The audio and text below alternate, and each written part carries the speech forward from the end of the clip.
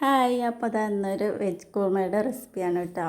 ഞാൻ ചെയ്യുന്ന രീതിയിലാണ് കാണിക്കുന്നത്. അപ്പോൾ നിങ്ങൾ ഇങ്ങനെയാണ് ചെയ്യുന്നതെങ്കിൽ കമൻറ്റ് ചെയ്യുക കേട്ടോ. എന്തെങ്കിലും വ്യത്യാസം വരുത്തണമെങ്കിൽ അതൊക്കെ ഒന്ന് കമൻറ്റിലൂടെ പറയുക. അപ്പോൾ ഞാൻ എൻ്റെ അടുത്ത് അവൈലബിൾ ആയിട്ടുള്ള വെജിറ്റബിൾസ് ഒന്ന് കുക്കറിൽ ഉപ്പിട്ട് വേവിച്ചെടുക്കുന്നുണ്ട്. അതിന് ശേഷം ഒരു ചട്ടിയിലേക്ക് എണ്ണ ചൂടാക്കി നമ്മുടെ സ്പൈസസും കുറച്ച് വെളുത്തുള്ളി ഒന്ന് മൂപ്പിച്ചെടുത്തതിന് ശേഷം ഒരു സവാള എടുത്ത് നല്ലപോലെ ഒന്ന് വഴറ്റിയെടുക്കുന്നുണ്ട്. സവാളൊക്കെ ഒന്ന് സോഫ്റ്റായി വരുമ്പോൾ ഒരു തക്കാളി ചേർക്കുന്നുണ്ട്. തക്കാളി വഴന്ന് വരുമ്പോഴേക്കും നമുക്കിതിലേക്കുള്ള അരപ്പ് തയ്യാറാക്കാം. അപ്പം ഞാനിപ്പോൾ നാളികേരവും പെരുംജീരകവും മാത്രമുള്ളൂ. നിങ്ങൾക്ക് വേണമെങ്കിൽ കാഷ്യൂസും ഒക്കെ ചേർത്ത് കൊടുക്കാം.